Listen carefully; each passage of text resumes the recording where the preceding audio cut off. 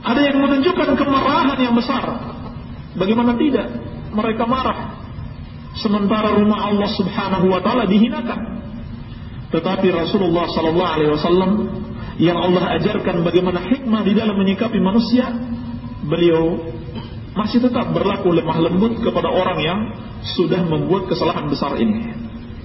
Beliau mengatakan, da'uhu la tuzrimuh, biarkan dia, jangan kalian hentikan kencingnya.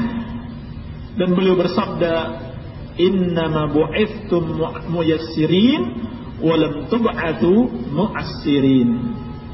Sesungguhnya kalian, wahai para sahabatku, diutus untuk berlaku lemah lembut, mempermudah, dan bukan diutus untuk mempersulit, bukan diutus untuk berlaku kasar kepada manusia. Ini peringatan Nabi sallallahu alaihi wasallam kepada para sahabatnya. Artinya, di dalam menyikapi masalah-masalah kita jangan tergesa-gesa. Tanyakan kepada orang-orang yang berilmu di antara kita. Tanyakan kepada para ulama. Tanyakan kepada para thalabatul ilm, bagaimana seharusnya kita bersikap di dalam menghadapi masalah-masalah. Mereka untuk berlaku kasar.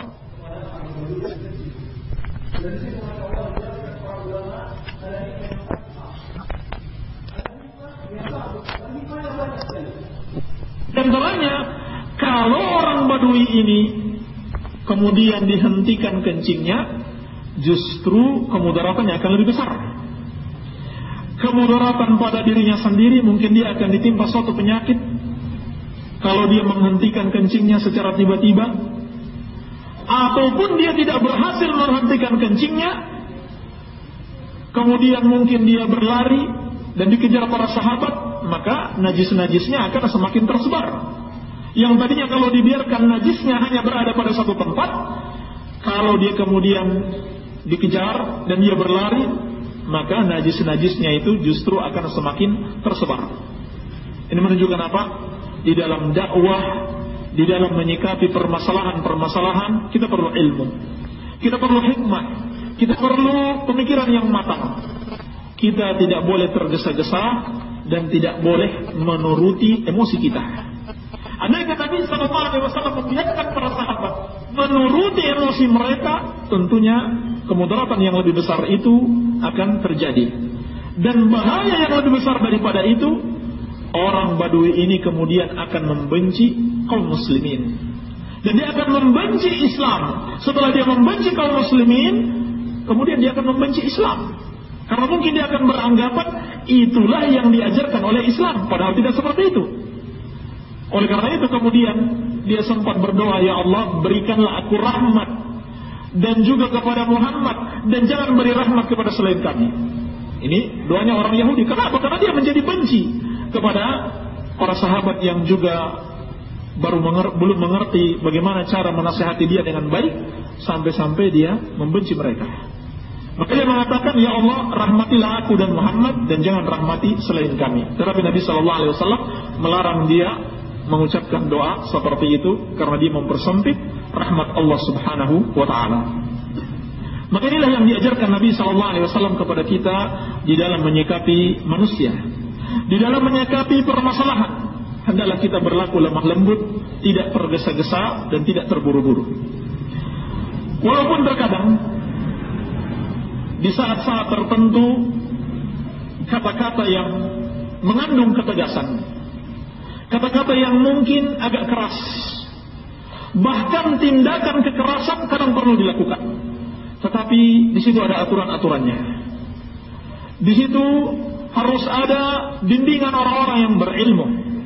Sebab kalau tidak, justru orang yang melakukannya akan keluar dari syariat Islam. Di antaranya dalam bentuk jihad. Jihad adalah syariat Allah Subhanahu wa ta'ala yang tidak akan pernah hilang, walaupun kita sudah berada di zaman modern ini. Jangan kita pernah menyangka jihad itu hanya ada di masa Nabi SAW. Jangan, itu kekufuran, itu pengingkaran terhadap syariat Islam. Tetapi dalam jihad ada ilmunya, ada aturan-aturannya, yang kita harus merujuk kepada para ulama agar kita mengerti aturan-aturannya. Sebagaimana nanti insyaallah ta'ala akan kita jelaskan, di antara pelanggaran-pelanggaran orang yang mengatasnamakan aksi-aksi terorisme mereka dengan jihad, ternyata mereka telah melanggar jihad yang syar'i. Demikian pula penerapan hukum-hukum hudud, hukum-hukum seperti hukuman mati, atau hukuman potong tangan, atau hukuman rajam dan lain sebagainya. Itu adalah hak pemerintah, itu adalah hak penguasa, bukan hak setiap anggota masyarakat, bukan haknya organisasi-organisasi Islam, tidak. Silakan lihat di dalam sejarah kaum muslimin dari masa Rasulullah SAW dan para sahabatnya, dan pemerintahan-pemerintahan Islam setelahnya dari masa ke masa, tidak ada berdiri satu organisasi untuk menerapkan hukum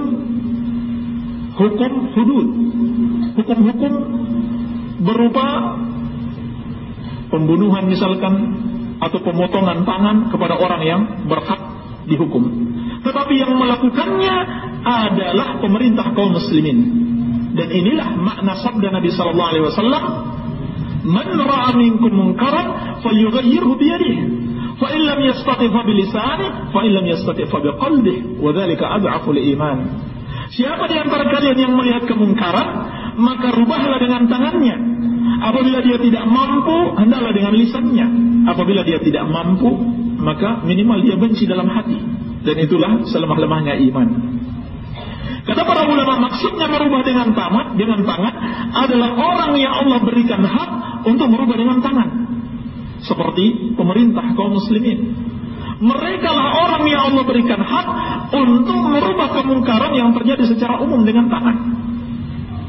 Demikian pula seorang kepala rumah tangga, ini adalah pemerintahan kecil. Seorang kepala rumah tangga, dia boleh merubah dengan tangan kemungkaran orang-orang yang melakukan kemungkaran tersebut yang ada di bawah kekuasaannya, seperti istrinya maupun anaknya. Ketika misalkan istri orang lain atau anak orang lain, ketika dia melakukan kemungkaran, kemudian kita berusaha merubahnya dengan tangan, tentunya kepala keluarganya yang sebenarnya akan marah. Karena bukan hak kita. Bukan hak kita untuk, misalkan kalau ada anak orang lain nakal, kemudian kita pukul dia sebagaimana.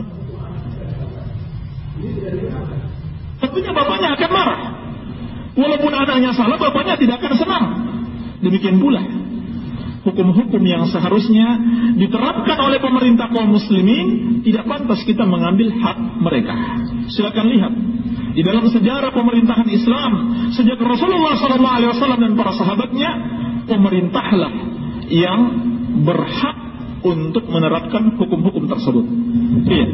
Maka bukan berarti menggunakan jalan kekerasan itu tidak dibenarkan sama sekali, bukan. Tetapi ada aturan-aturannya, ada ilmunya, dan ada orang-orang yang berhak untuk menjalankannya. Baik.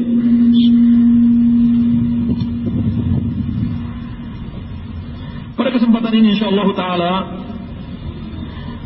kita ingin menjelaskan beberapa bahaya-bahaya dan kerusakan yang ditimbulkan dari aksi-aksi kekerasan.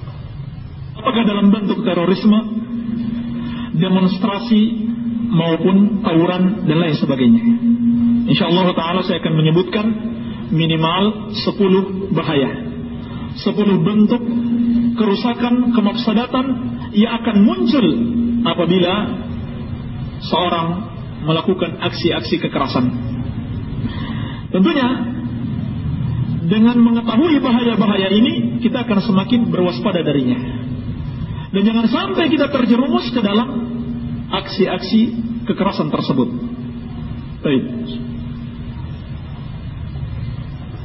Bahaya yang pertama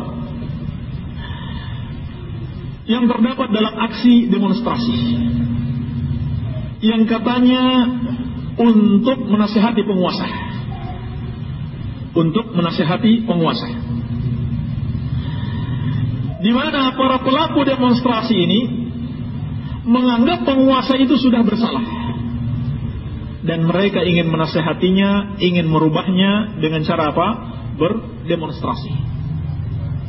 Maka yang pertama, bahaya yang pertama, perbuatan ini adalah perbuatan menyelisih syariat Islam di dalam menasihati penguasa. Kalau kamu lihat penguasa bersalah, menurut ilmu yang kamu ketahui, maka bukan seperti itu caranya untuk menasihati penguasa. Sebagaimana juga kamu bersalah, kamu tidak ingin ada orang yang mendemo kamu, yang menyebutkan aib-aibmu di mimbar terbuka. Ini sebetulnya fitrah manusia.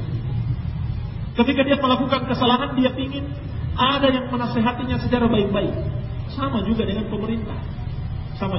pemerintah. Iya.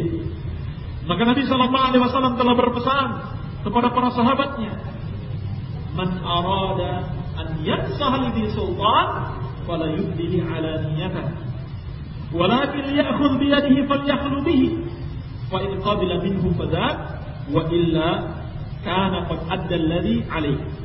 Dalam hadis yang diriwayatkan dari sahabat yang mulia Iyad bin Ghanam radhiyallahu anhu dan dikeluarkan oleh Al-Imam Ibnu Abi Asim dalam As-Sunnah dan disahihkan oleh Asy-Syaikh Al-Albani, kata Nabi sallallahu alaihi wasallam, barang siapa di antara kalian yang mau menasihati penguasa, maka janganlah dia tampakkan secara terang-terangan, tetapi hendaklah dia ambil tangan penguasa tersebut, menyapi dengannya, kemudian dia sampaikan, dia nasihati secara baik-baik, secara empat mata.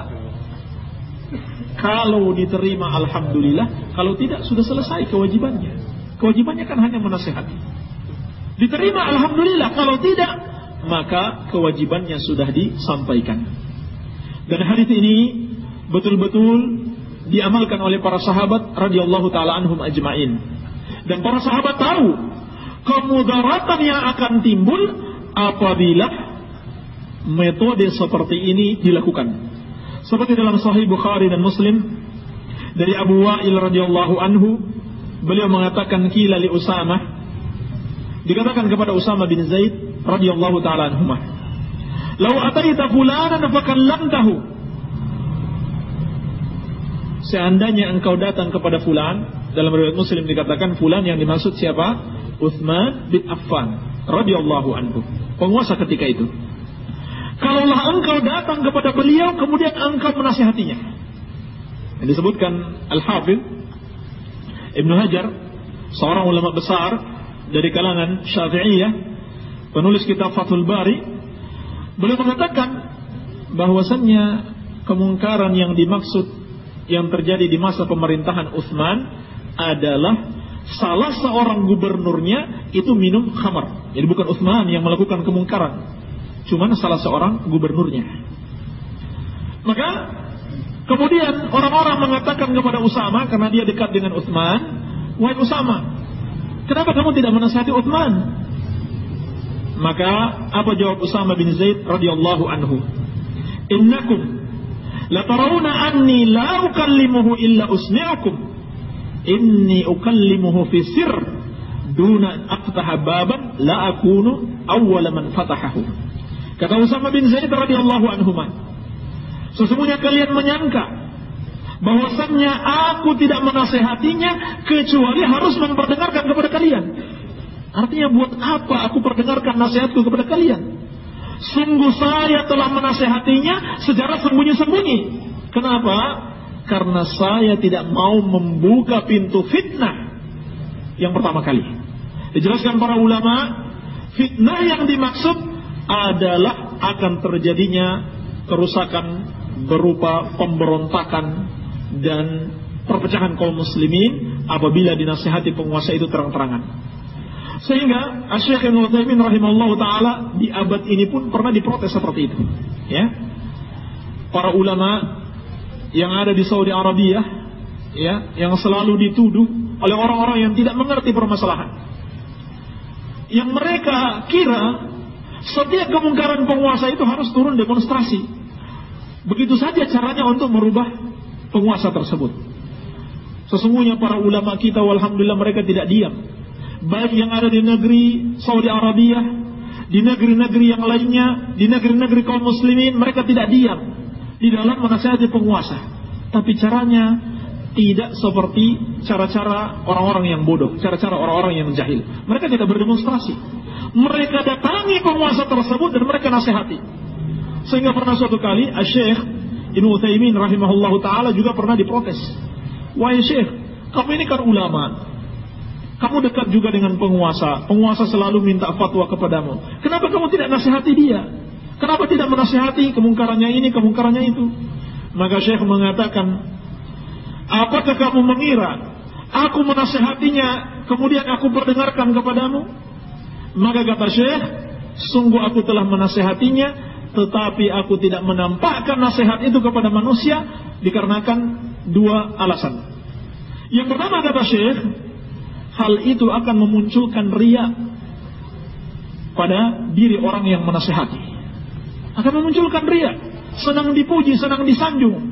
Apalagi kalau sudah pintar orasi, sudah pintar menjelek-jelekan pemerintah di depan masyarakat, ya, pintar bicara dan lain sebagainya. Ini akan menunjukkan akan membuat dia terjangkit penyakit riya. Apalagi kalau sampai dikatakan wah dia hebat, pemberani, tidak takut dengan penguasa. Seperti itu.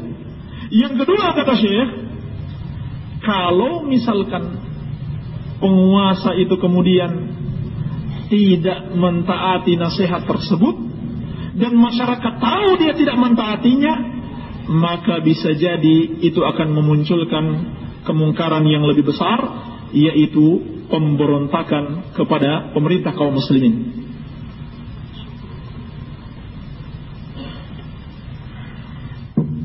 Ini akan terjadi pemberontakan kepada pemerintah kaum muslimin, sehingga yang tadinya hanya demonstrasi biasa atau mereka sebut dengan aksi damai, kemudian akan mengantarkan kepada pertumpahan darah. Yang mungkin tadinya kecil akan menjadi besar, dan itu sudah terbukti di beberapa negeri Islam. Ya, baru saja terjadi kemarin di Tunisia.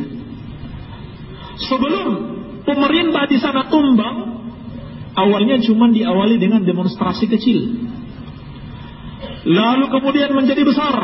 Akhirnya terjadi pertumpahan darah antara aparat dan masyarakat yang sama-sama adalah kaum muslimin. Demikian pula yang terjadi di Yaman. Awalnya hanya demonstrasi kecil, lalu kemudian menjadi besar, kemudian terjadi pertumpahan darah. Demikian pula yang terjadi di Libya, di Mesir, dan seterusnya yang baru saja kita saksikan kemarin. Semoga Allah Subhanahu wa taala menjaga negeri kita jangan sampai seperti itu. Walaupun orang-orang yang melakukan pemberontakan ini pada akhirnya juga berhasil meraih kekuasaan, tetapi itu tidak sebanding dengan kemudaratan yang telah mereka lakukan. Apa kemudaratannya? Ribuan kaum muslimin mati. Ya, di Libya tidak kurang dari 1.000 orang. Tidak kurang dari 1.000 kaum muslimin yang mati, mungkin lebih daripada itu. Lalu apa gunanya setelah keluarga-keluarga kita mati? Setelah orang-orang yang kita cintai itu mati? Oleh karena itu, dikarenakan adanya kemudaratan seperti ini, ulama seluruhnya sepakat yang namanya pemberontakan itu haram meskipun penguasanya zalim. Kenapa? Karena dia akan mendatangkan kemungkaran yang lebih besar. Imam Nawawi rahimahullahu taala, pembesar ulama Syafi'iyah, menyebutkan dalam syarah Sahih Muslim bahwasannya ulama ahlu sunnah wal jamaah seluruhnya sepakat. Tidak ada yang berbeda pendapat. Ulama ahlu sunnah wal jamaah seluruhnya ijma'. Ulama dari 4 mazhab ijma'. Dan mazhab-mazhab yang lainnya yang diakui pada ahlu sunnah wal jamaah semuanya sepakat. Haram hukumnya memberontak kepada pemerintah kaum muslimin. Walaupun dia zalim. Apalagi kalau dia adil. Walaupun dia zalim, selama dia masih muslim, haram hukumnya. Kenapa? Karena berkuasanya dia dalam keadaan zalim itu masih lebih baik dibanding harus terbunuh kaum muslimin. Ini ditaruh di mana otak kita ketika kita melakukan demonstrasi, ketika kita berusaha menurunkan penguasa yang zalim, tetapi akibatnya orang-orang yang kita cintai kaum muslimin secara umum itu tertumpah darah mereka sia-sia belaka. Dan terjadi peperangan antara sesama muslim. Maka ini kemungkarannya lebih besar, mudaratnya lebih besar dibanding kemaslahatan yang ada. Dan ulama kita menjelaskan, tidak ada satu pemberontakan pun yang terjadi di dunia Islam kecuali kemudaratannya lebih besar dibanding manfaatnya, yaitu tertumpahnya darah kaum muslimin. Ini harus dijaga. Oleh karena itu, yang kedua yang perlu kita ingatkan, di antara bahaya aksi-aksi demonstrasi dan yang semisalnya adalah bentuk pembangkangan kepada pemerintah kaum muslimin, yakni pemberontakan kepada pemerintah kaum muslimin. Padahal Allah Subhanahu wa taala telah memerintahkan, "Ati'ullah wa ati'ur rasul wa ulil amri minkum." Taatlah kalian kepada Allah dan taatlah kepada Rasul dan taatlah kepada pemimpin dari kalangan kalian. Ada syubhat yang mereka katakan, itu kan pemimpin yang yang betul-betul menjalankan syariat. Kalau pemimpin yang zalim, bukan itu yang Allah maksudkan di dalam ayat, tetapi justru ayat ini membantah mereka. Allah katakan, wa ulil amri minkum, dan pemimpin dari kalangan kalian. Kalian siapa? Muslimin. Artinya selama dia masih muslim, wajib bagi kita untuk mentaatinya, dilarang bagi kita untuk melakukan pemberontakan kepadanya. Dan itu dipersaksikan dengan hadis-hadis yang sangat banyak sekali. Hadis-hadis yang memerintahkan kita untuk mentaati pemerintah kaum muslimin meskipun mereka tidak berhukum dengan syariat secara sempurna. Dan siapa yang bisa berhukum dengan syariat secara sempurna di muka bumi ini? Tidak ada yang bisa kecuali Rasulullah SAW yang maksum. Adapun selain beliau mesti melakukan kesalahan. Manusia biasa mesti melakukan kesalahan. Telah datang hadis-hadis yang sangat banyak sekali yang entah diletakkan di mana oleh orang-orang yang melakukan demonstran dengan alasan pemerintah ini bukan pemerintah yang Islami, karena tidak berhukum dengan syariat Islam. Padahal banyak sekali hadis Nabi SAW menjelaskan kepada kita akan datangnya pemerintah mereka itu masih muslim tetapi tidak berhukum dengan syariat Islam, dan beliau memerintahkan kita untuk tetap taat kepada mereka. Di antaranya yang bisa saya sebutkan pada kesempatan ini adalah hadis Bukhari dan Muslim dari Abdullah bin Mas'ud radhiyallahu anhu. Nabi sallallahu alaihi wasallam bersabda, "Innakum satarawna ba'di atharatan wa umuran tunkirunaha." Sesungguhnya kalian akan melihat setelah kematianku datangnya pemimpin-pemimpin yang mereka itu hanya mementingkan diri sendiri. Dia tidak peduli dengan masyarakatnya. Dia memperkaya dirinya sendiri, keluarganya kaya, dia tidak peduli dengan masyarakatnya makan atau tidak. Ada yang mengemis-ngemis di jalan dan berbagai macam bentuk kemiskinan di tengah-tengah masyarakatnya, dia tidak peduli. Wa umuran tungkirunaha, dan kalian melihat padanya kemungkaran dan kalian pun mengingkarinya. Ini siapa yang mengatakan? Nabi SAW akan datang pemimpin seperti itu. Qalu ma ta'muruna ya Rasulullah. Maka sahabat bertanya, ya Rasulullah, apa yang engkau perintahkan kepada kami kalau benar-benar kami menyaksikan pemimpin yang tidak berhukum dengan syariat Islam tersebut? Qala addu ilaihim haqqahum wasalullaha haqqakum.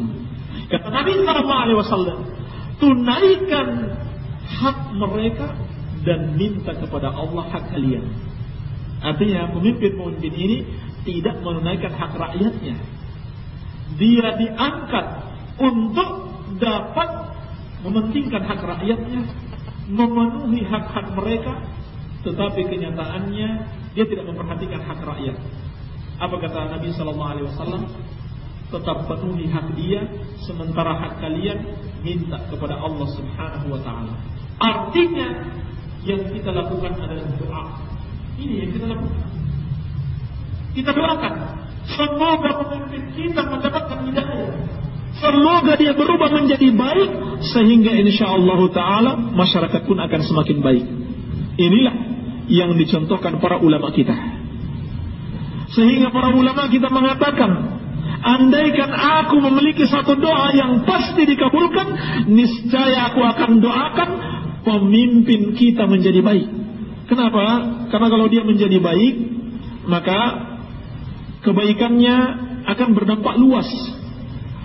Sedangkan kalau kita mendoakan keburukan dan keadaannya semakin buruk, maka keburukannya juga akan berdampak luas. Ini yang terjadi. Maka perhatikan pesan Nabi SAW terhadap pemimpin yang tidak berhukum dengan syariat ini. Demikian pula dalam hadis yang diriwayatkan Imam Muslim dari Wa'il bin Hujur radhiyallahu anhu. Kata beliau, para sahabat mengatakan, "Qulna ya Rasulullah, ara'aita in kana 'alaina umara yamna'una haqqana wa yas'aluna haqqahum." Ya Rasulullah, bagaimana pendapatmu apabila kami memiliki para pemimpin yang tidak menunaikan hak kami? Mereka hanyalah meminta hak mereka. Hak rakyat tidak ditunaikan, tetapi mereka masih menuntut hak mereka. Faqala, maka Rasulullah sallallahu alaihi wasallam, apa yang beliau katakan? Apakah beliau mengatakan demo? Apakah beliau mengatakan angkat pedang, angkat senjata, atau lakukan latihan dulu kemudian serang? Tidak. Nabi sallallahu alaihi wasallam tidak berpesan demikian. Padahal ini sudah jelas-jelas yang ditanyakan siapa? Pemimpin yang tidak berhukum dengan syariat. yakni dia tidak menunaikan hak rakyat, dia hanya meminta haknya. Nabi SAW berpesan kepada para sahabat, isma'u wa ati'u, tetap dengar dan taatlah kalian. Yakni selama yang dia perintahkan kepada kalian tidak bertentangan dengan syariat Allah, tetap dengar dan taati. Apabila dia membuat aturan-aturan yang tidak bertentangan dengan syariat Allah, dengar dan taati. Jangan kalian membangkang. Fa inna ma'alaihim ma hummilu wa alaikum ma hummiltum. Karena sesungguhnya dosa mereka yang tanggung sendiri, dan dosa kalian tanggung sendiri. Artinya, kalau mereka menzalimi kalian, maka mereka mendapatkan dosa. Tetapi kalau kalian kemudian melakukan pemberontakan kepadanya, maka kalian juga akan mendapatkan dosa. Maka jelas Nabi SAW melarang perbuatan tersebut. Nah sekarang, apa yang dimaksud dengan pembangkangan kepada pemerintah kaum muslimin? Itulah yang disebut dengan pemberontakan. Dan pemberontakan itu tidak mesti dengan senjata. Bisa juga pemberontakan itu dengan kata-kata. Bisa juga dengan kata-kata. Bahkan tidak akan pernah terjadi pemberontakan dengan senjata kecuali telah didahului oleh pemberontakan dengan kata-kata. Gak mungkin adanya masyarakat yang panas hatinya, yang kemudian gampang dibakar, gampang diprovokasi untuk melakukan demonstrasi atau merusak fasilitas-fasilitas milik pemerintah, atau lebih daripada itu melakukan pemberontakan, kalau tidak ada yang memanas-manasi mereka, kalau tidak ada provokator yang telah lebih dulu melakukan pemberontakan dengan kata-katanya, apakah dalam bentuk lisan ataupun misalkan dia menulis di media massa, dia menulis di koran memprotes pemerintah secara terang-terangan. Maka yang seperti inilah benih-benih pemberontakan. Sehingga ulama kita menjelaskan pemberontakan itu tidak mesti dengan senjata saja, bisa jadi hanya dengan kata-kata. Dan perlu diketahui, tidak akan mungkin terjadi pemberontakan dengan senjata kecuali telah didahului dengan pemberontakan dengan kata-kata. Oleh karena itu, yang pertama tadi kita sampaikan, Rasulullah SAW memberikan nasihat, cara menasihati penguasa tidak boleh dilakukan secara terang-terangan. Kenapa? Karena itu sudah termasuk kategori pembangkangan, kategori pemberontakan.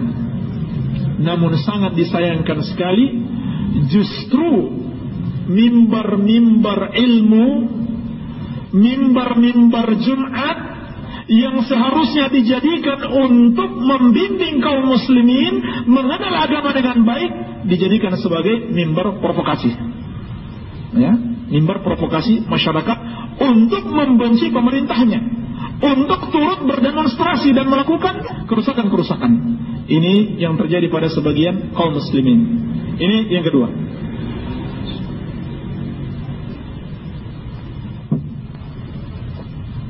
Kemudian yang ketiga, bahaya tindakan-tindakan anarkisme di dalam apakah itu yang dilakukan oleh penguasa ataupun orang-orang yang dianggap berilmu.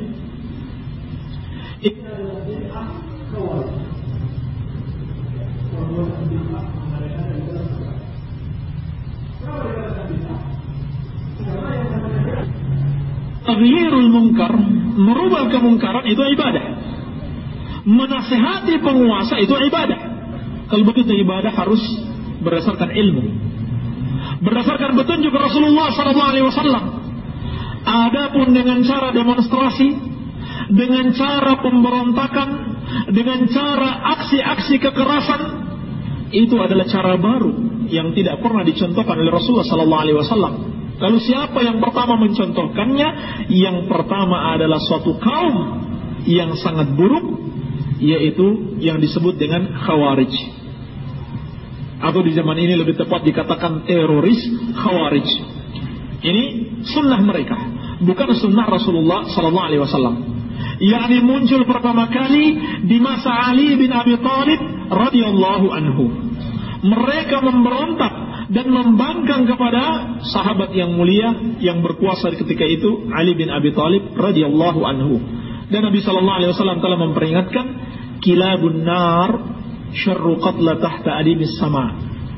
Khawarij itu adalah anjing-anjing neraka. Mereka adalah seburuk-buruknya bangkai yang terbunuh di bawah kolong langit ini. Dan ternyata Masya Allah, yang namanya demonstrasi di abad modern ini, yang pertama kali mengadopsi sunnah Khawarij ini bukan kaum muslimin, tetapi orang-orang kafir Eropa atau Amerika, di mana mereka yang pertama menciptakan sistem demonstrasi atau sistem demokrasi. Yang namanya dalam demokrasi itu semua orang bebas bicara apa saja, di mana saja, meskipun menjelek-jelekan pemerintah. Itu ada di negeri-negeri kafir, lalu diadopsi begitu saja oleh kaum muslimin. Yang pertama kali ini adalah sunnah Khawarij, kemudian diadopsi oleh orang-orang kafir, kemudian diadopsi oleh kaum muslimin. Maka senantiasa kita ingat sabda Nabi SAW, mereka itu adalah kilabun nar syarru qatla tahta adimis sama khairu qatla man qataluhu. Khawarij itu adalah anjing-anjing neraka, seburuk-buruknya yang terbunuh di bawah kolong langit ini, dan sebaik-baik yang terbunuh adalah yang dibunuh oleh mereka. Ini sebagai isyarat bahwasannya aksi-aksi kekerasan mereka akan berakibat pada pembunuhan kaum muslimin. Dan Khawarij itu ada bersekte-sekte, ada bergolong-golongan. Dan di antara golongan Khawarij dikatakan oleh Al-Hafidh Ibnu Hajar Al-Asqalani Asy-Syafi'i rahimahullahu taala dalam kitabnya Hadjus Sari adalah Khawarij Al-Qa'adiyah. Khawarij ini adalah Khawarij yang kerjanya hanya memanas-manasi, memprovokasi masyarakat. Kalau perang mereka tidak ikut perang, kalau memberontak mereka tidak ikut mengangkat senjata, tapi mereka berada di belakang untuk memanas-manasi. Ini diantara bentuk Khawarij yang justru paling berbahaya. Dan subhanallah, apa yang dilakukan Khawarij Al-Qa'adiyah ini dahulu banyak kita saksikan di masa ini. Mereka menulis artikel tentang kesesatan, penyimpangan-penyimpangan atau kesalahan-kesalahan pemerintah di media massa. Berita-berita seakan-akan tidak akan laku, tidak akan ditonton orang, tidak akan dibeli kalau tidak mengandung pelecehan terhadap pemerintah. Ini naudzubillah, ya. kemungkaran yang besar ini mereka anggap sebagai apa? Suatu komoditi yang layak dijual. Sehingga kita saksikan media-media massa hari ini seakan-akan tidak bisa terbit kecuali harus dengan menyebutkan kesalahan-kesalahan pemerintah secara terbuka. Kalaulah mereka menginginkan kebaikan, tentunya mereka datangi pemerintah kaum muslimin dan memberikan nasihat sebagaimana yang dipesankan oleh Rasulullah SAW. Ternyata kita saksikan dengan jelas di antara media-media tersebut sudah ditunggangi oleh kepentingan sekelompok orang yang memiliki agenda politik tertentu. Ternyata dia juga memiliki semacam ambisi untuk juga bisa berkuasa. Maka pemerintah bagaimanapun melakukan kebaikan tidak pernah diangkat. Kesalahan sedikit itu diangkat, dibesar-besarkan. Bahkan yang merupakan kebaikan dianggap sebagai suatu kesalahan. Tidak pernah menyebutkan tentang kebaikan-kebaikan pemerintah. Kenapa? Karena ada agenda politik di balik itu. Ada misi tertentu, kepentingan pribadi. Maka ini harus kita waspadai. Kemudian yang keempat,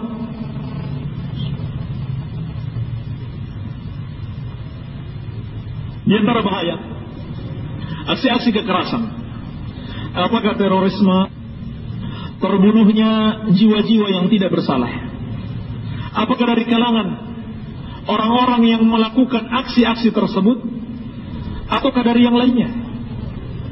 Dan ini sudah benar-benar terbukti terjadi.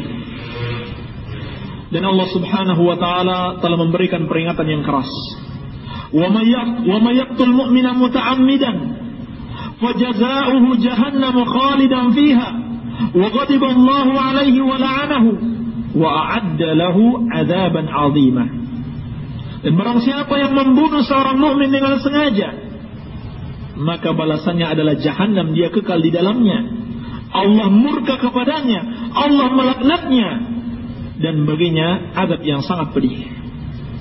Nah, subhanallah, kita telah melihat dan mendengarkan bagaimana murahnya darah kaum muslimin ditumpahkan, murahnya nyawa-nyawa kaum muslimin yang menjadi korban aksi-aksi kekerasan seperti ini. Apakah kaum muslimin dari kalangan demonstran itu, ataupun dari kalangan aparat yang dia juga muslim, ataukah mungkin orang yang tidak tahu apa-apa, tidak ikut-ikutan?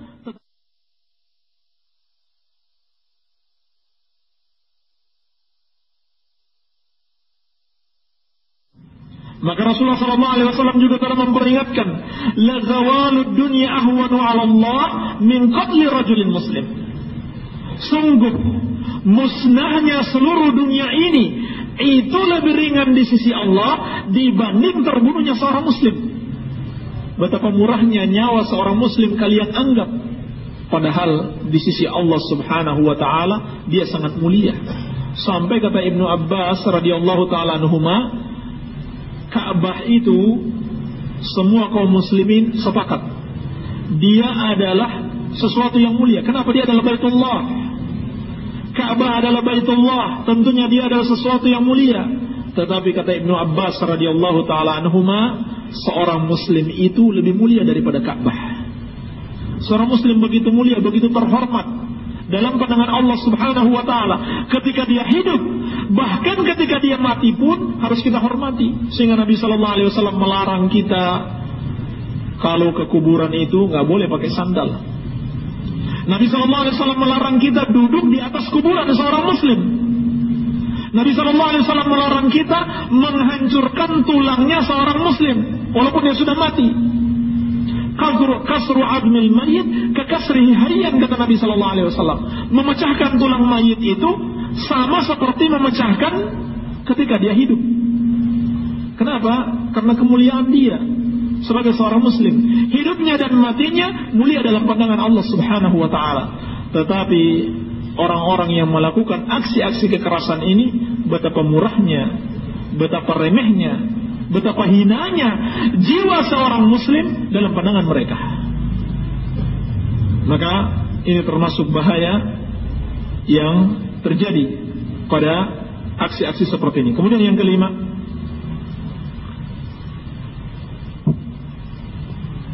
membunuh orang-orang kafir yang haram dibunuh. Membunuh orang-orang kafir yang haram dibunuh. Dan ini berasal dari kebodohan mereka. Karena tidak mau belajar agama, walaupun punya semangat beragama, tetapi karena tidak dibimbing dengan ilmu, tidak mau duduk menuntut ilmu, tidak mau mengikuti bimbingan para ulama, sehingga mereka tersesat. Seakan-akan di dalam pandangan mereka semua orang kafir berhak untuk dibunuh. Padahal tidak seperti itu keadaannya. Ulama kita membuat rincian sampai 4 jenis orang kafir. Dari 4 jenis ini hanya 1 yang berhak dibunuh, 3-nya diharamkan untuk dibunuh. Yang pertama adalah kafir zimmi, orang kafir yang tinggal di negeri kaum muslimin dan dia tunduk dengan peraturan pemerintah kaum muslimin di situ. Ini namanya kafir zimmi.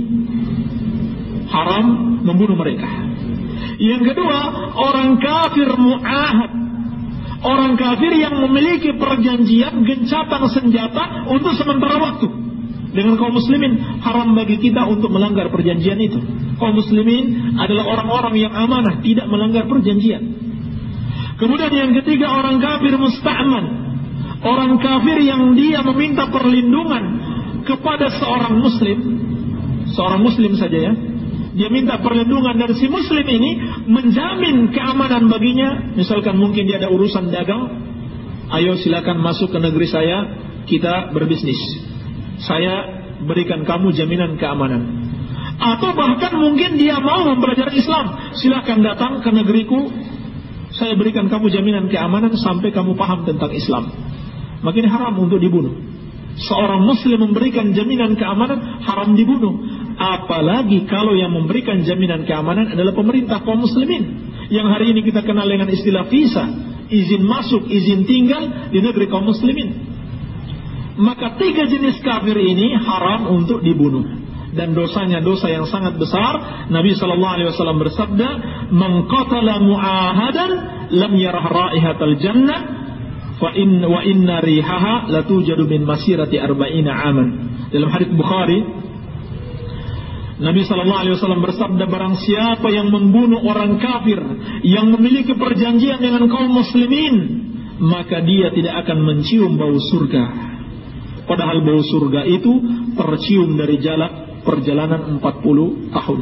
Ya, 40 tahun jarak perjalanan kita sudah bisa mencium bau surga. Baik. Ini yang kelima. Adapun yang apuan tadi tentang orang kafir yang berhak dibunuh, istilahnya adalah kafir harbi. Ini orang kafir yang sedang berperang dengan kaum muslimin. Kemudian yang keenam, fanatisme jahiliyah. Fanatisme jahiliyah, suatu yang tercela di dalam Islam, yakni biasanya ada pada orang-orang yang melakukan tawuran. Orang-orang melakukan tawuran itu biasanya demi membela suku, demi membela kampungnya, demi membela gengnya, teman-temannya, tanpa peduli lagi apakah teman-temannya, gengnya tersebut benar atau salah. Ini fanatisme yang sangat tercela di dalam Islam. Iya. Dan apabila seorang mati, maka berarti dia mati di atas jahiliyah, karena ini fanatisme jahiliyah. Oleh karenanya Nabi SAW pernah ditanya, sebagaimana dalam hadits Bukhari dan Muslim dari sahabat yang mulia Abu Musa al-Asy'ari radhiyallahu anhu, beliau SAW didatangi oleh seorang laki-laki, dan dia berkata, "Ya Rasulullah, mal qitalu fi sabilillah, fa inna ahadana yuqatilu ghadaban wa yuqatilu hamiyatan." Ya Rasulullah, apakah yang dimaksud dengan berperang di jalan Allah? Karena sesungguhnya ada di antara kami orang yang berperang karena kemarahan. Karena marah, sahabatnya disakiti, langsung dia mau ikut tawuran. Gak peduli sahabatnya ini benar atau salah, gak peduli. Pokoknya dia sahabat saya. Mereka sudah mensakiti dia, saya marah. Saya mau tawuran dengan mereka. Wa yuqatil hamiyatan, atau dia berperang untuk membela sukunya, membela bangsanya dalam keadaan dia tidak tahu permasalahannya itu apa. Maka Nabi sallallahu alaihi wasallam mengatakan, "Man qatala litakuna kalimatullahi hiyal ulya fa huwa fi sabilillah." Barang siapa yang berperang untuk meninggikan kalimat Allah Subhanahu wa taala, itulah yang dimaksud jihad fi sabilillah. Kalau begitu selain itu bukan jihad fi sabilillah. Bukan suatu bentuk ibadah. Kalau bukan bentuk ibadah berarti apa? Adalah perbuatan dosa. Perbuatan dosa. Tidak diizinkan kita melakukan peperangan tanpa berdasar apa? Suatu alasan yang dibenarkan oleh syariat. Baik. Jangankan membela suku kita atau kelompok kita, atau kita menyerukan syiar-syiar yang menunjukkan fanatisme terhadap golongan. Al-Muhajirin wal Ansar, dua kelompok sahabat yang disebutkan di dalam Al-Quran, yang kita diperintahkan untuk mengikuti mereka. Tetapi ketika syiar-syiar itu menunjukkan kepada fanatisme dan menunjukkan kepada permusuhan terhadap kelompok lainnya, dicela oleh Rasulullah sallallahu alaihi wasallam dan dikatakan itu sebagai syiar jahiliyah. Diriwayatkan oleh Al-Bukhari dan Muslim dari Jabir bin Abdullah radhiyallahu ta'ala anhuma, pernah ada anak muda dari kalangan Muhajirin. Dia memukul pantatnya seorang anak muda dari kalangan Ansar, main-main. Tapi orang Arab nggak suka, ya, orang-orang Ansar nggak suka digituin. Pada akhirnya mereka panas-panasan, sehingga yang Muhajirin ini atau sebelumnya yang Ansar, dia kemudian memanggil, "Ya lal Ansar, wahai kaum Ansar, mari kita berperang." Melawan siapa? Melawan Muhajirin. Maka Muhajirin ini pun tidak mau kalah. Dia mengatakan, "Ya lal Muhajirin." Dia panggil sahabat-sahabatnya Muhajirin. Maka hal itu didengarkan oleh Nabi sallallahu alaihi wasallam, dan apa yang beliau katakan? "Ma balu da'wal jahiliyah?" Apakah yang dimaksudkan dengan dakwah atau panggilan-panggilan jahiliyah ini? Kenapa masih ada yang seperti ini? Perhatikan penamaan Al-Muhajirin wal Ansar yang Allah tetapkan dalam Al-Quran. Bahkan Allah perintahkan kita untuk mengikuti sahabat Muhajirin wal Ansar, tetapi ketika digunakan untuk menunjukkan fanatisme kelompok dan memusuhi kelompok lain, padahal sama-sama beriman, sama-sama muslim, dinamakan oleh Nabi sallallahu alaihi wasallam dengan apa? Dakwah al-jahiliyah, seruan jahiliyah. Maka adanya tawuran demi membela kelompok ini persis seperti yang dilakukan orang-orang jahiliyah dahulu. Baik, yang ketujuh, bahaya yang ditimbulkan dari aksi-aksi kekerasan seperti ini, apabila mereka mati, maka mereka mati jahiliyah. Dihukumi di dalam syariat, mereka mati jahiliyah dengan dua alasan. Alasan yang pertama baru saja kita sebutkan. Apabila membela kelompok, bukan membela Islam, membela kepentingan-kepentingan tertentu, kemudian mati di atasnya, maka itu adalah mati jahiliyah. Yang kedua, apabila matinya dalam keadaan membangkang kepada pemerintah kaum muslimin. Ya, apa bentuk membangkangnya tadi? Ada dua. Apakah membangkangnya dengan kata-kata, baik kata-kata yang dilisankan maupun dalam tulisan, ataupun membangkangnya dengan senjata, ini termasuk kategori pembangkangan terhadap pemerintah kaum muslimin. Maka siapa yang mati di atas pembangkangan tersebut, berarti dia mati di atas jahiliyah. Seperti dalam hadis Bukhari dan Muslim dari sahabat yang mulia Abdullah bin Abbas radhiyallahu ta'ala anhuma, Nabi sallallahu alaihi wasallam bersabda, "Man ra'a min amirihi syai'an yakrahuhu falyasbir alaihi. Fa innahu man faraka al-jama'ata shibran famata illa mata mitatan jahiliyah." Kata Nabi sallallahu alaihi wasallam, barang siapa yang melihat dari pimpinannya, dari kepala negaranya sesuatu yang tidak dia sukai karena itu adalah kemungkaran, apa yang harusnya dia lakukan? Falyasbir alaih, hendaklah dia bersabar. Kalau begitu, 2 yang diperintahkan Nabi sallallahu alaihi wasallam atau 3? Pertama doa, kata beliau, wasallallahu haqqakum, dan mintalah hak kalian kepada Allah. Yang kedua kata beliau, addu ilaihim haqqahum.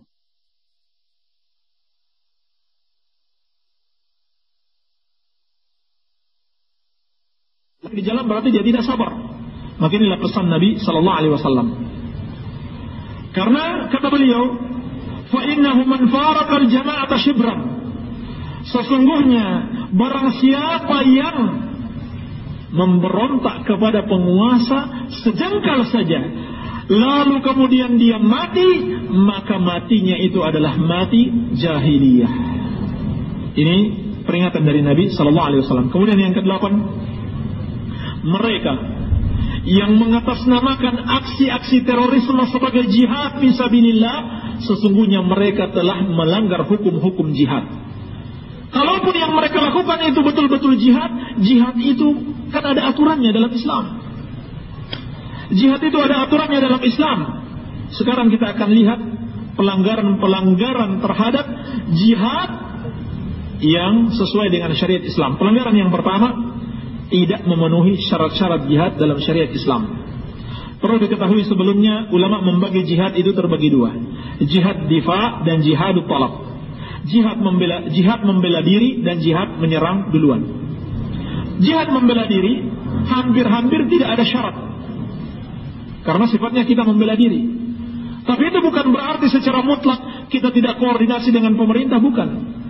Karena yang namanya jihad itu, kalau dia di tangan pemerintah akan lebih terarah.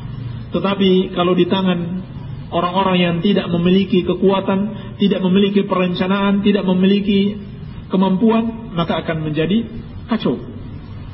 Adapun jihadut talab, jihad menyerang duluan, itu tidak dibolehkan kecuali terpenuhi 3 syarat. Ini mungkin saya tidak sebutkan dalil-dalilnya karena waktu tidak terbatas, saya singkat saja. Syarat yang pertama, jihad itu harus dipimpin oleh kepala negara. Berdasarkan pesan Nabi sallallahu alaihi wasallam, ini saya singkat dalilnya. Dalam hadits Bukhari, Nabi berpesan, "Wa innamal imamu junnah yuqatal min waraihi wa yuttaqa bihi." Sesungguhnya imam, pemimpin negara itu adalah perisai. Peperangan harus dilakukan di belakangnya dan dijadikan dia sebagai pelindung. Maka ini syarat yang pertama. Dan silakan buka buku-buku dalam berbagai mazhab, buku-buku dalam berbagai mazhab, termasuk dalam mazhab Syafi'i. Dijelaskan di situ berdasarkan hadis ini, seperti dijelaskan Al-Imam An-Nawawi Asy-Syafi'i rahimahullah, maksud hadis ini peperangan itu harus dipimpin oleh seorang imam. Kemudian yang kedua, syarat jihad harus didukung dengan kekuatan yang cukup. Ya, baru punya bom 1-2 hasil rakitan lagi sudah meneriakkan jihad. Ini tidak dibenarkan. Yang terjadi adalah kemudaratannya lebih besar dibanding manfaatnya. Iya. Berdasarkan dalil-dalil yang sangat banyak sekali. Di antaranya firman Allah Subhanahu wa taala, "Wa'iddu lahum mastata'tum min quwwah." Dan siapkanlah untuk menghadapi mereka apa yang kalian mampu dari kekuatan. Dan dalam hadis tentang kisah Nabi Isa alaihi salam, ketika Allah akan mengeluarkan Ya'juj dan Ma'juj, Allah perintahkan Nabi Isa untuk berlindung di Bukit Tur. Kenapa? Karena mereka nggak mampu melawan Ya'juj dan Ma'juj. Jadi ketika tidak mampu, tidak ada kewajiban jihad. Kemudian syarat yang ketiga, jihad itu harus dilakukan oleh pemerintah kaum muslimin yang memiliki wilayah kekuasaan. Iya, ini 3 syarat. 3 syarat di dalam jihad. Ini seperti yang disebutkan para ulama, bahwasannya jihad yang dilakukan Rasulullah sallallahu alaihi wasallam setelah beliau memiliki wilayah kekuasaan, yaitu negeri Madinah, dan memiliki para pendukung kekuatan yang cukup, dan beliau sebagai pemerintah kaum muslimin, barulah disyariatkan jihad. Maka pelanggaran yang pertama, mereka telah menyelisihi syarat-syarat jihad. Pelanggaran yang kedua adalah mereka memerangi orang kafir, membunuh orang kafir tanpa ada aturannya. Bagaimana aturannya menyerang orang kafir? Nabi sallallahu alaihi wasallam dalam banyak hadis sebelum beliau melepas pasukan jihad, maka beliau akan berpesan.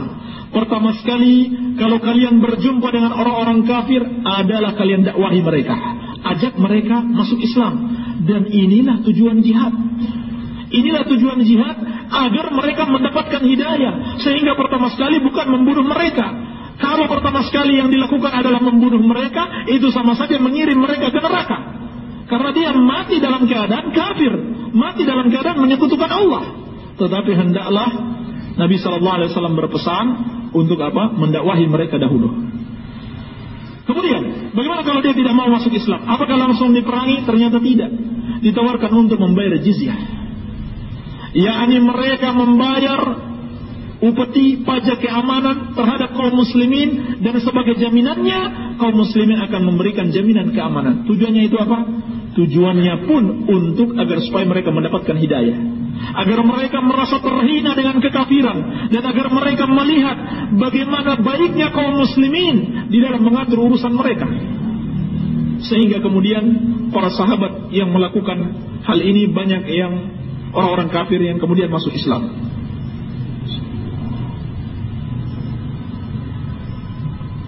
Kemudian yang ketiga, Nabi SAW baru kemudian berpesan, kalau mereka tidak mau masuk Islam, tidak mau membayar jizyah, baru diperangi, barulah boleh diperangi. Itu pun beliau berpesan untuk tidak membunuh orang-orang tua, tidak membunuh para wanita, dan tidak membunuh anak kecil. Ya, kalau orang yang lagi nginap di hotel, tiba-tiba hotelnya dibom semua, kira-kira yang akan mati siapa?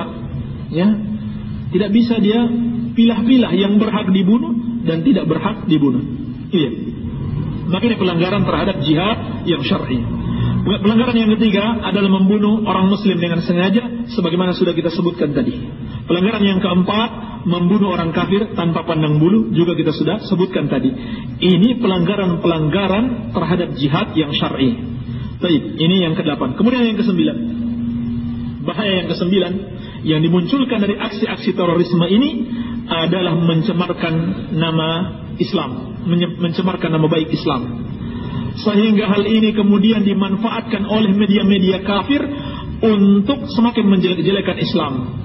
Mereka kemudian mendapatkan angin segar untuk memerintahkan memang Islam itu agama kekerasan. Islam itu memang disebarkan dengan pedang, bukan dengan dakwah, tetapi dengan pedang terlebih dahulu. Maka berarti yang menyebabkan Islam itu menjadi buruk, dan itu juga berarti semakin menjauhkan orang-orang kafir dari hidayah. Siapa penyebabnya? Penyebabnya adalah orang-orang yang melakukan aksi terorisme tersebut. Iya. Berarti mereka menutup pintu-pintu hidayah, mereka menutup jalan-jalan hidayah.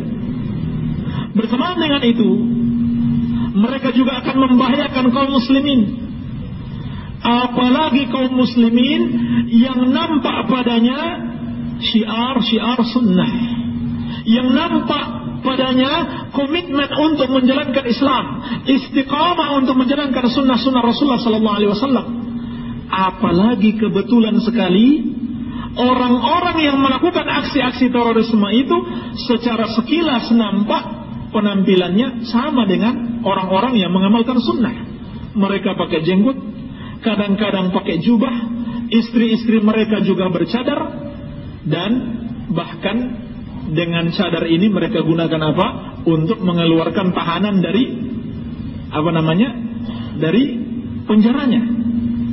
Ini jelas-jelas mencemarkan nama baik Islam dan mencemarkan nama baik orang-orang yang menjalankan sunnah, sehingga pada akhirnya orang-orang yang nampak komitmen istiqamah di atas sunnah, yang mengamalkan sunnah secara zahir maupun batin, itu pun dijadikan sasaran kebencian. Ya, bukan saja orang-orang kafir yang membenci, tetapi juga kaum muslimin yang tidak mengerti permasalahan yang sebenarnya. Ya, yang tidak mengerti permasalahan yang sebenarnya, sehingga kemudian muncul kemungkaran yang juga yang sangat besar, celaan terhadap sunnah. Ya, karena kebetulan orang yang ngebom celananya cingkrang. Padahal Nabi SAW telah berpesan, "Masfala minal ka'bayn minal izari finnar." Dalam hadis Bukhari, apa yang berada di bawah mata kaki tempatnya di neraka. sehingga ada sebagian kaum muslimin yang mengamalkan sunnah ini, kebetulan terorisnya juga mengamalkan. Maka orang yang tidak memahami, dia akan membenci orang yang mengamalkan sunnah tersebut. Dia akan membenci orang yang memanjangkan jenggotnya. Padahal Nabi SAW berpesan, khaliful yahud, khaliful majus, khaliful musyrikin. Dalam banyak hadis, berbedalah dengan orang-orang Yahudi, berbedalah dengan orang-orang Majusi, berbedalah dengan orang-orang musyrikin. Uful liha wa uful syawarib. Panjangkanlah jenggot dan potong kumis. Tetapi karena yang melakukan aksi terorisme kebetulan dia berjenggot, maka kaum muslimin kemudian menjadi antipati dengan orang yang berjenggot. Dan ketika kaum muslimin membenci syariat ini, kafirlah mereka. Karena tidak ada satupun syariat yang dibenci oleh seseorang, maka dia akan menjadi kafir. Dzalika bi annahum karihu ma anzalallah fa ahbata a'malahum. Yang demikian itu mereka kafir karena mereka benci syariat yang Allah turunkan, maka Allah kemudian menghapus amalan-amalan mereka. Siapa yang menyebabkan kekafiran mereka? Yang menyebabkan adalah orang-orang yang melakukan aksi-aksi terorisme tersebut. Ini yang ke-9. Yang ke-10 yang terakhir. Baik.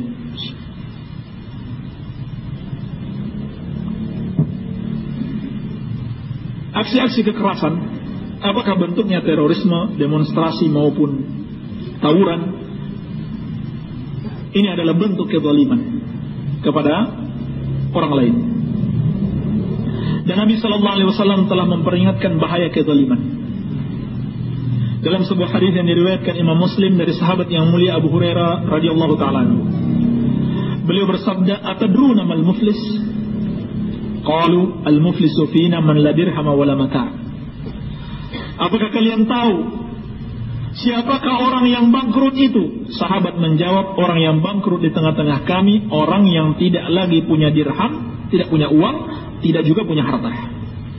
Faqala innal muflisa min ummati. Maka Nabi SAW menerangkan, sesungguhnya orang yang bangkrut dari kalangan umatku, ya'ti yaumal qiyamah bi salatin wa siyamin wa zakatin, adalah orang yang datang pada hari kiamat menghadap Allah dengan membawa amalan salatnya, pahala puasanya, kebaikan zakatnya, wa ya'ti qad syatama hadah. Tetapi dia datang dalam keadaan dulu ketika di dunia dia pernah mencaci si fulan. Wa qadhafa hadha, dan telah menuduh dengan tuduhan dusta kepada fulan. Wa akala mala hadha, dan telah memakan harta fulan dengan cara yang batil. Wa safaka dama hadha, dan telah menumpahkan darah si fulan. Wa daraba hadha, dan memukul si fulan. Fayu'ta hadha min hasanatihi wa hadha min hasanatihi. Maka setiap orang yang pernah dia zalimi mengambil kebaikan-kebaikannya. Fa in faniyat hasanatuhu qabla an yuqda'a ma 'alayhi ukhidha min khatayahum faturihat 'alayhi thumma turiha finnar. Tetapi jika kebaikan-kebaikannya itu belum cukup untuk membayar kezaliman-kezaliman yang dia lakukan kepada manusia, maka dosa-dosa orang-orang yang pernah dia zalimi tersebut diambil kemudian ditimpakan kepadanya, kemudian dia dilempar ke neraka. Ini namanya orang bangkrut. Rajin sholat, rajin puasa, rajin zakat. Iya. Sampai mereka mendirikan pondok-pondok pesantren untuk beribadah kepada Allah, untuk menuntut ilmu.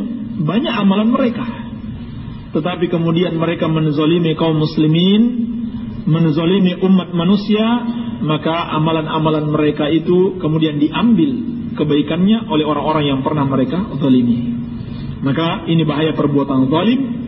Dari semua bahaya ini hendaklah menjadi peringatan bagi kita sekalian untuk berhati-hati dari aksi-aksi kekerasan, tindakan-tindakan terorisme, demonstrasi, tawuran dan lain sebagainya yang dapat membahayakan jiwa kita maupun jiwa kaum muslimin. Dan terakhir sekali, mungkin kita mengucapkan terima kasih yang sebesar-besarnya, jazahumullahu khairan, kepada pemerintah kita yang telah berusaha semaksimal mungkin untuk mengatasi hal-hal yang seperti ini. Dan mungkin kita mendukung pemerintah kita di samping mengatasi hal ini dengan tindakan-tindakan yang sepatutnya dilakukan oleh aparat keamanan.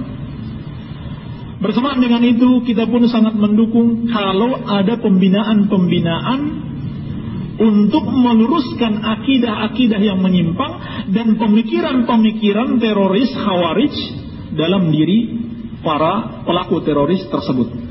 Sebab ini akar penyimpangannya.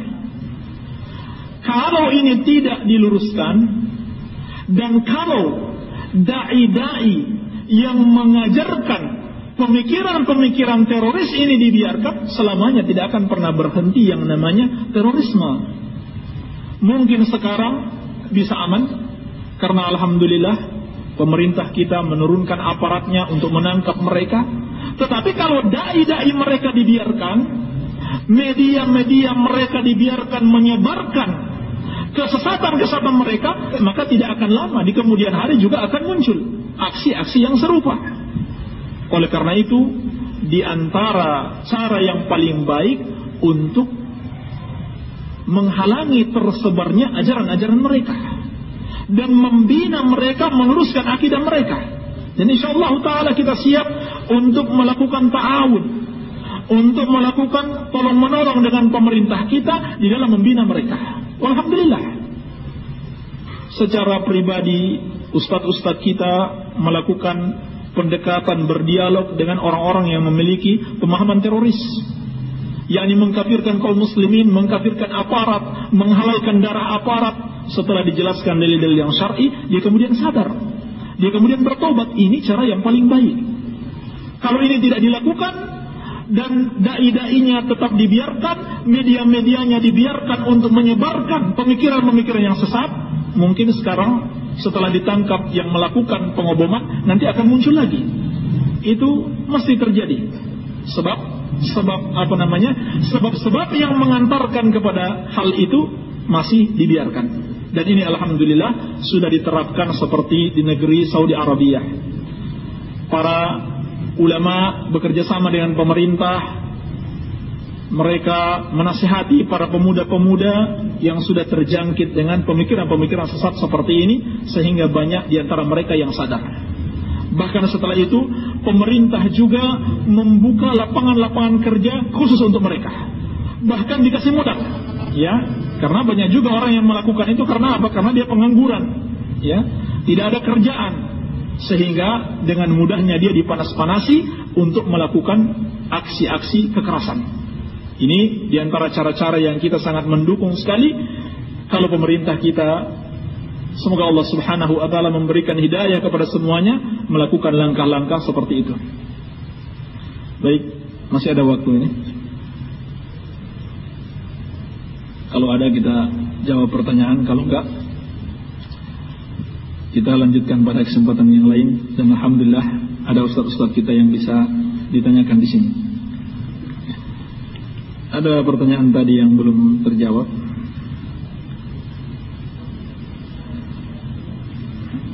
Masih ada waktu, Pak? Baik. Assalamualaikum warahmatullahi wabarakatuh. Bagaimana tata cara memperbarui akad nikah dari nikah syubhat? Pertama perlu dipahami apa yang dimaksud dengan nikah syubhat.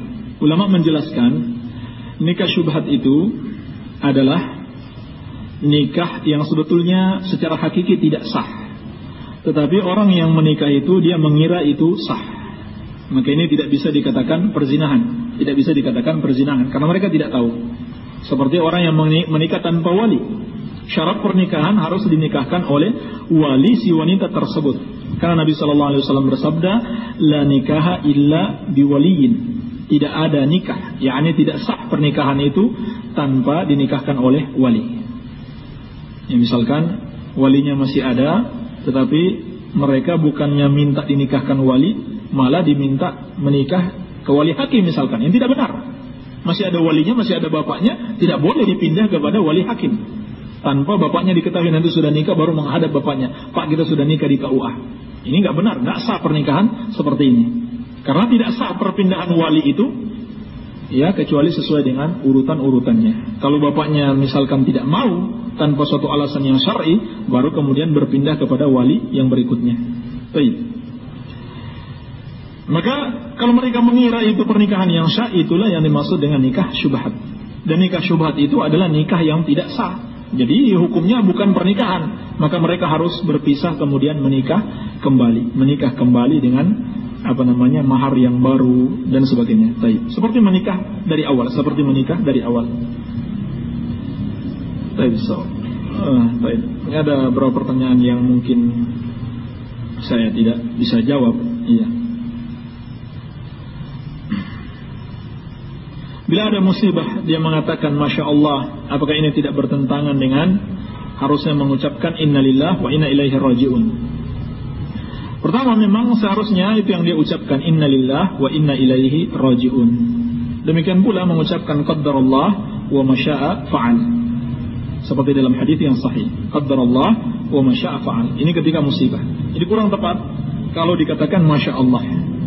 Walaupun kita tidak bisa mengatakan ini sesuatu yang tidak boleh sama sekali. Sebab arti Masya Allah itu kan artinya sesuai dengan kehendak Allah. Maka musibah itu terjadi sesuai dengan kehendak Allah, ya benar. Tetapi yang afdal engkau ucapkan innalillah wa inna ilaihi raji'un, atau seperti dalam hadis qaddarallah wa masya'a fa'al. Baik. Dalam suatu majalah ada pembahasan akhir zaman yang menyebutkan bahwa ada ulama yang mengatakan akhir zaman itu tahun 2056 akan terjadi goncangan. Baik. Ini memang betul ada, disandarkan kepada sebagian ulama, tetapi itu berdasarkan hadis-hadis yang dhaif. Yang benar, tidak ada penentuan hari seperti itu. Ya, ini tahun 2056. Berarti tinggal berapa tahun lagi nih? Tinggal berapa tahun ya? Sekarang 2012. Berapa? Pak? Berapa, Pak? Pikir dulu, Pak. Baik. Berapa, Pak? 24. 44. Tidak ada dalil yang sahih.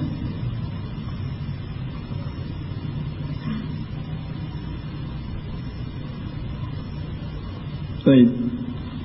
Seorang wanita nifas 40 hari tapi masih keluar warnanya kecoklatan. Apakah itu dihukum menifas atau sudah dianggap suci karena sudah 40 hari? Tidak ada dalil yang sahih lagi sharih yang tegas menentukan jumlah minimal ataupun maksimal masa haid maupun nifas. Iya. Tidak ada dalil yang sahih lagi sharih. Jadi kalau masih keluar darah walaupun sudah 40 hari, dan kalau sudah berhenti walaupun kurang daripada itu, ya, walaupun mungkin 2 minggu sudah berhenti, maka dihukumi sebagai wanita suci. Kecuali kalau dia sudah terlalu lama, ya, sebagian ulama mengatakan maksudnya terlalu lama itu misalkan sudah sampai 60 hari, maka dia kembali kepada kebiasaannya. Kebiasaannya itu nifasnya berapa hari. Kalau dia belum memiliki kebiasaan, dia kembali kepada kebiasaan orang terdekatnya, yang mungkin ibunya atau saudara wanitanya, seperti itu, wallahu alam. Itu kalau sudah terlalu lama. Apakah yang dimaksud dengan hadis orang-orang Khawarij adalah anjing-anjing neraka? Apakah secara hakiki? Secara hakiki. Ya, kilabun nar, anjing-anjing neraka secara hakiki. Iya.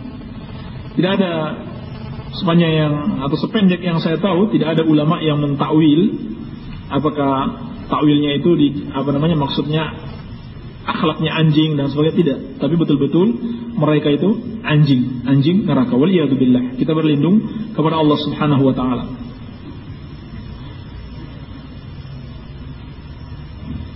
Baik. Banyak orang yang mengatakan manhaj salaf itu keras. Dan banyak pengobom yang tertangkap, dan banyak pengoboman yang tertangkap umat Islam juga. Pertama kita katakan, iya, harus bedakan antara keras dengan tegas. Harus bedakan antara keras dengan tegas. Umat Islam itu dituntut untuk tegas di dalam menyikapi kemungkaran. Kan seperti itu. Dituntut untuk tegas. Adapun keras itu seperti yang saya jelaskan tadi, maka diperlukan apa? Diperlukan ilmu. Keras itu bukan sesuatu yang terlarang sama sekali dalam Islam. Tetapi kadang dia diperlukan, kadang dia dibutuhkan. Ya. Yang sebetulnya kalau kita mau coba renungkan ucapan Nabi sallallahu alaihi wasallam kilabun nar, anjing-anjing neraka, itu bukan ucapan lemah lembut. Ya. Itu peringatan keras sekali. Tetapi kepada orang-orang yang memang pantas diucapkan seperti itu. Apakah kita berani mengatakan, wahai Nabi, kamu jangan kasar, kamu jangan keras? Kan tidak bisa kita mengatakan demikian. Iya. Oleh karena itu, seorang yang mengikuti manhajus salaf, dia harus tahu bagaimana menempatkan. Dia harus tahu bagaimana menempatkan sifat lemah lembut dan menempatkan sifat yang keras. Dan ini tentunya sebagai nasihat. Tidaklah ada kesan seperti itu kecuali memang ada kesalahan dari sebagian oknum yang menisbatkan diri ke manhaj salaf, kemudian dia berlaku keras, berlaku kasar, mungkin di dalam merubah kemungkaran.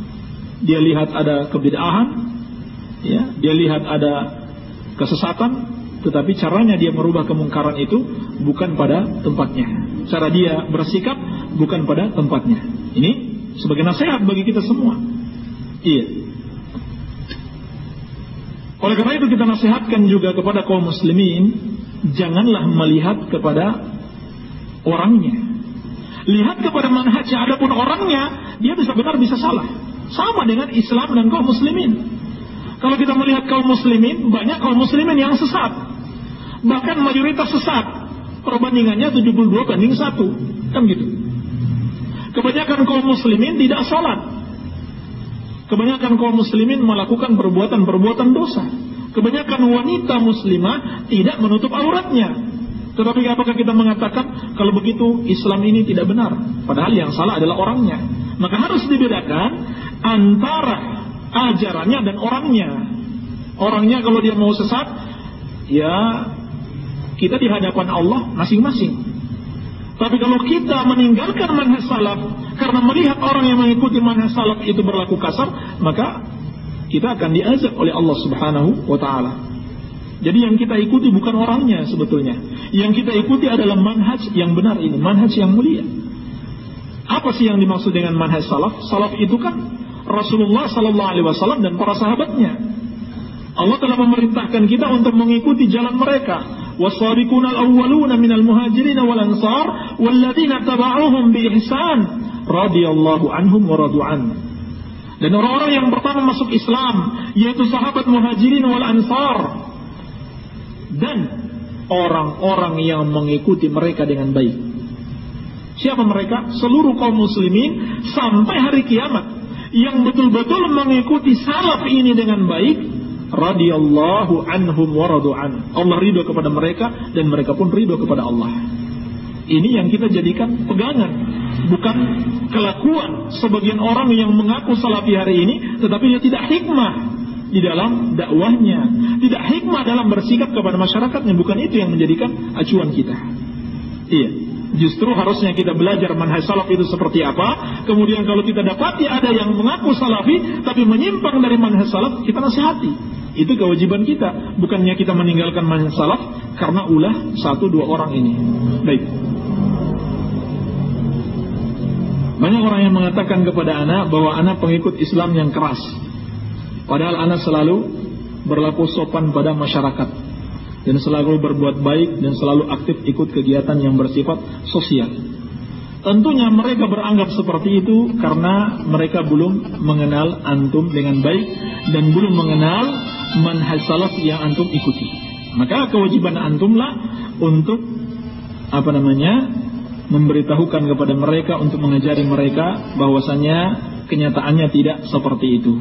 Kenyataannya tidak seperti itu. Dan sebaik-baik senjata, Sebaik-baik senjata di dalam menghadapi permasalahan-permasalahan seperti ini adalah akhlak mulia. Iya. Dan Nabi sallallahu alaihi wasallam telah berpesan, "Wa khaliqin nas bi khuluqin hasan." Dan bergaulah dengan manusia dengan akhlak mulia. Baik. So, bagaimana kalau kita melanggar peraturan pemerintah seperti tidak pakai SIM ketika berkendara, berjalan di sebelah kanan di jalanan umum, melanggar lampu merah? Ini apakah termasuk dari prinsip Khawarij? Termasuk, ya, termasuk daripada prinsip-prinsip Khawarij, yakni melanggar aturan-aturan pemerintah kaum muslimin. Hanya saja bedanya ketika kita mau mengecap, memvonis seorang itu Khawarij, itu lain permasalahannya. Itu ada aturan-aturannya tersendiri. Iya, ya, tidak setiap orang yang membangkang kepada pemerintah kemudian dengan mudahnya kita memvonis Khawarij, tidak. Ya, tidak seperti itu permasalahannya. Ini jelas termasuk perbuatan dosa. Kenapa? Karena menyelisihi aturan-aturan pemerintah kaum muslimin. Baik, 9 menit lagi.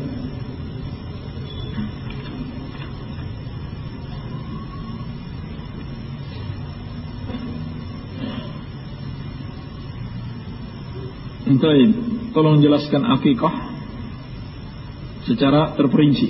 Ya, berarti ini materi tersendiri ini. Orang tuanya mampu maka anak tersebut tergadai. Dan apa hukum anak yang hampir mencapai umur balik, mumayyiz tapi belum balik, masih boleh diakikahkan, dan apa hukumnya apabila belum mampu? Nabi sallallahu alaihi wasallam mengatakan, kullu mauludin murtahanun biaqiqatihi tudbahu anhu yawma sabi'ihi wa yuhallaq wa yusamma.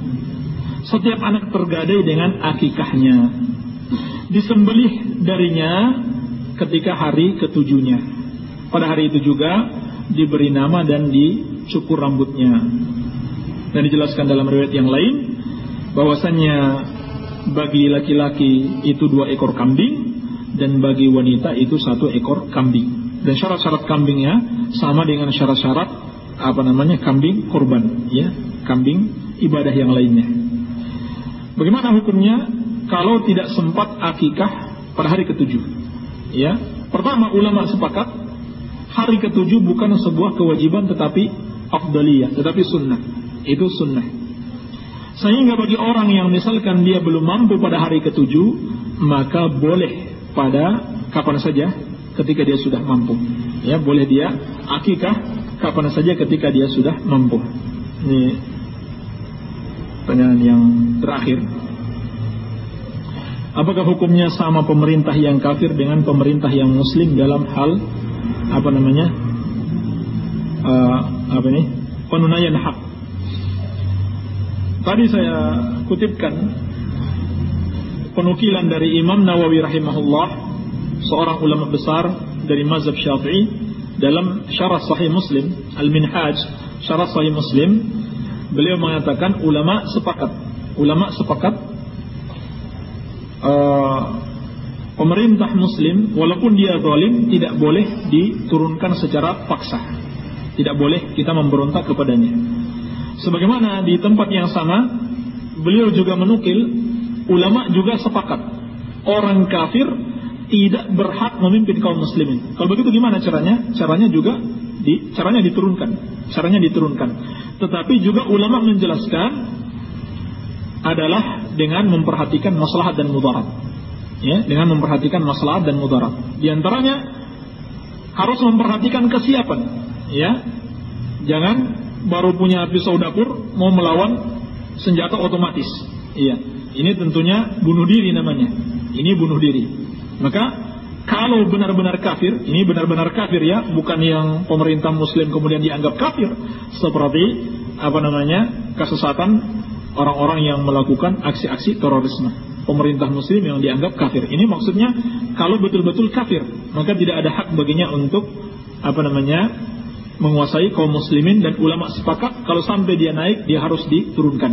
Dan kalau menurunkannya harus dengan kekerasan, maka harus diperhatikan maslahat dan mudaratnya. Kalau mudaratnya lebih besar, maka hal ini ditunda sampai betul-betul kaum muslimin memiliki kemampuan sehingga mengurangi kemudaratannya. Iya. Baik, barangkali ini saja yang bisa ana sampaikan. Lebih dan kurangnya mohon maaf. Yang benar itu dari Allah Subhanahu wa taala, dan yang salah dari kebodohan kami dan dari syaitan. Subhanakallahumma bihamdika asyhadu an la ilaha illa anta astaghfiruka wa atubu ilaik. Wa sallallahu ala nabiyyina Muhammadin wa alihi wa sallam. Wa akhiru da'wana alhamdulillahi rabbil alamin. Wassalamu alaikum warahmatullahi wabarakatuh.